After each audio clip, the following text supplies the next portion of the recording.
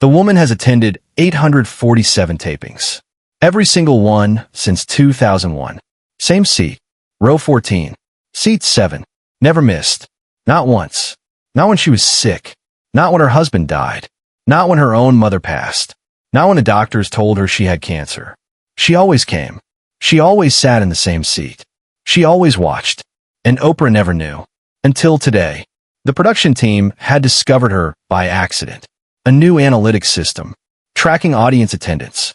Looking for patterns. They found one.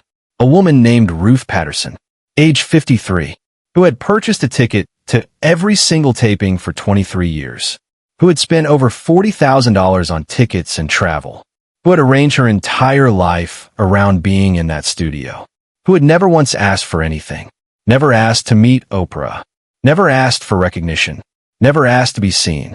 She just came. She watched. She left. For 23 years. 847 times. And today, the production team had decided to find out why. They had invited her to come early. They had asked if she would be willing to share her story. She had said yes, but she had asked for one thing. She wanted Oprah to not know in advance. She wanted to explain herself, in her own words, at her own pace, without preparation, without polish, without performance, just truth. Ruth Patterson sits in a chair on stage. Not her usual seat. Not row 14, seat 7. Center stage. Under the lights. Visible for the first time in 23 years. She is ordinary. Nothing remarkable about her appearance. Brown hair going gray. Simple clothing. Quiet demeanor. The kind of woman you would pass on the street without noticing. The kind of woman who could attend 847 tapings and never be seen. Until today, Oprah looks at this woman. This mystery, this devotion she cannot understand. Mrs. Patterson, she says, you have attended every single taping of my show since 2001. Every single one. 847 episodes. Can you help me understand why? Ruth looks at Oprah. Her eyes are calm, steady. She has been preparing for this moment for 23 years. And now it is here. She speaks. In 2001, she says, I was going to kill myself. The studio goes completely silent. I had lost everything, Ruth continues. My job, my home, my sense of purpose. I was alone. I was broke. I was broken. And I had decided that on March 15th, 2001, I would end my life. She pauses. But on March 14th, something happened. I was walking past a television store, and your show was playing in the window. And I stopped. I do not know why. I just stopped. She looks at Oprah. The episode was about women who had survived suicide attempts. Women who had found reasons to live. Women who had discovered that the worst moment of their lives was not the end. It was a beginning. Her voice cracks.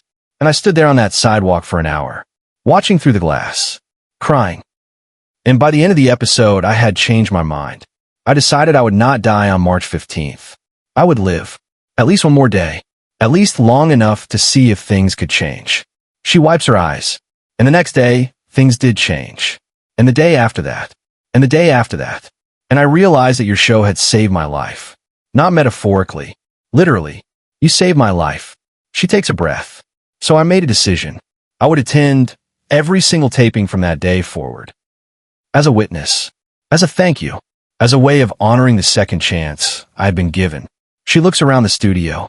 I have been sitting in row 14, seat 7, for 23 years. I have heard every story. I have watched every guest.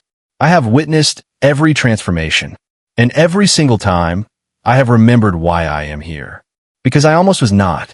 Because you gave me a reason to stay. How do we get here? Rewind 23 years. March 14th, 2001. Ruth Patterson was 30 years old. She had just lost her job at an accounting firm. Downsizing. Nothing personal. Just economics. But it felt personal. It felt like the universe confirming what she had always believed. That she was worthless. That she did not matter. That no one would notice if she was gone. She had no family nearby. Her parents had died years earlier. She had no siblings. No husband. No children. No one who would miss her. Or so she thought. She had walked the streets of Chicago that day. March 14th. Her last day. She had already written the note. She had already made the plan. She had already said goodbye to a world that had never said hello. And then she had stopped in front of a television store because something caught her eye. A woman on screen, crying, talking about the moment she had tried to end her life, and the moment she had failed, and the moment she had realized that failure was actually success, that living was actually winning, that hope was actually possible. Ruth had watched for an hour, standing on that sidewalk, in the cold, tears freezing on her cheeks. And something had shifted, something small, a crack in the certainty, a doubt in the decision, a question where there had only been answers. What if? What if things could change? What if tomorrow was different? What if the worst moment was not the end? She had gone home. She had torn up the note. She had cried herself to sleep. And on March 15th, she had woken up, alive, still broken, still lost, but alive. And she had decided she would see that show, not on television, in person. She would sit in that audience. She would be part of it. She would witness the hope that had saved her, over and over again, until she believed it herself. Subscribe and leave a comment because the most powerful part of this story is still ahead. The first taping Ruth attended was on April 3rd, 2001. She had bought a ticket online. She had traveled from her small apartment. She had sat in row 14, seat 7. By chance, random assignment, but it became her seat, her place, her home. She watched the episode. Something about spring cleaning for the soul. Nothing profound, nothing life-changing, but she felt something, being there, in that room, surrounded by people, part of something larger, connected, for the first time in years. She had come back the next week, and the next, and the next. It became her ritual, her reason, her anchor. Every taping she attended was another week she had survived. Every episode was another reason to keep going. Every moment in that seat was proof that she was still here, still alive, still fighting. Over the years, things changed. Ruth found a new job, then a better job, then a career. She made friends. She met a man. She fell in love. She got married. She built a life, a real life, a life worth living. But she never stopped coming. Not because she needed it anymore. Because she remembered when she did. Because she honored the promise she made to herself. Because row 14, seat 7 was sacred ground. The place where Ruth Patterson was reborn. The place where a woman who wanted to die learned to live. Behind the scenes, Oprah made a decision that defied every producer's expectation. She stood up. She walked to Ruth. She knelt in front of her. She took her hands. "I did not know," Oprah said. Her voice was breaking. "I did not know you were there. For 23 years. I did not know what that seat meant. I did not know what the show meant to you." She wiped her eyes. "But I know now," she said, "and I need to thank you. Because what you just told me is why I do this. Is the reason I get up every morning. Is the purpose behind everything." She squeezed Ruth's hands. "You saved yourself," she said. "I want you to understand that. The show may have sparked something, but you made the choice. You decided to live. You decided to keep coming back. You decided to build a life worth living. That was you, not me. You." Ruth shook her head.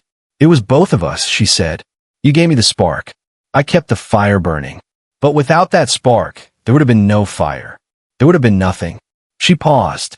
"I have sat in that seat for 847 tapings. And every single one reminded me that I made the right choice. Every single one confirmed that life is worth living. Every single one gave me another reason to stay." She looked at Oprah. "And now I need to tell you why I finally agreed to be seen," she said. "Why, after 23 years of being invisible, I am sitting on this stage. Why? Because I am dying." The studio went silent. "Cancer," Ruth said. "Stage 4. The doctors have given me 6 months. Maybe less." She smiled slightly. "And I realized I could not leave this world without saying thank you. Without looking you in the eyes and telling you what you did for me. Without letting you know that your show did not just entertain people. It saved them." She touched her chest. "I am one of thousands. I know I am. I have met others in this audience over the years. People who came here because something on this show touched them, changed them, saved them." She looked at the audience. "We are here," she said. "All of us. The ones who almost were not. The ones who found a reason. The ones who kept coming back. She turned to Oprah. And we are grateful. This is the moment no one in the studio and no one watching at home ever saw coming. Oprah could not speak. She knelt there, holding Ruth's hands, tears streaming down her face. And for once, she had no words, no response, no comfort to offer, just presence, just witness, just the weight of 23 years of devotion. Finally seen, finally acknowledged, finally honored. Ruth spoke again. "I need to ask you something," she said. Oprah nodded. "When I'm gone," she said, "I want you to remember that seat. Row 14, seat 7. I want you to remember what it meant. Not to mark it or memorialize it. Just to know." She squeezed Oprah's hands. "That seat is where I learned to live," she said. "And when someone else sits there, they will carry that energy forward. They will not know it, but they will feel it. The hope, the healing, the second chance." She smiled. "That is my legacy," she said. "Not a building or a foundation. A seat. Row 14, seat 7, where Ruth Patterson sat for 23 years. Where she witnessed 847 miracles. Where she learned that even the most broken people can become whole." Oprah finally found her voice. "That seat will always be yours," she said. "I do not care how it has to happen. I will make sure of it. Row 14, seat 7. Ruth's seat. Forever." Ruth shook her head. "No," she said. "Let someone else have it. Let someone else find what I found. Let it keep saving lives after I am gone." She paused. "That is what hope does. It does not hold on. It passes forward. It finds the next person who needs it. It keeps moving." She looked at the audience. "Let me go," she said. "Let the seat go. Let it find someone else who is standing on a sidewalk, looking through a window, deciding whether to live or die." She turned to Oprah. "Let's save them," she said. "Like it saved me. Share and subscribe. Make sure this story is never forgotten." The episode that aired changed the conversation about mental health, about suicide, about the small moments that save lives. Ruth Patterson became a symbol, not of illness, of survival, not of death, of life. Her story was shared millions of times. People came forward with their own stories, their own sidewalks, their own windows, their own moments of decision, the things that saved them. A show, a book, a song, a stranger's smile, a word spoken at exactly the right moment. The randomness of grace, the accidents of salvation. Ruth received thousands of letters from people who recognized themselves in her story, from people who had also been standing on sidewalks, from people who had also decided to live. One more day, then another, then a lifetime. She read every single one until she could not read anymore. Ruth Patterson died 8 months after the episode aired, longer than the doctors predicted. She said it was because she had more to do, more letters to read, more stories to hear, more hope to witness. She died at home, surrounded by friends she had made over 23 years, surrounded by photos from 847 tapings, surrounded by love. Her last words were simple. "Worth it. Every day. Worth it." Oprah attended the funeral. She sat in the front row. She wept. She spoke. She told the story of row 14, seat 7.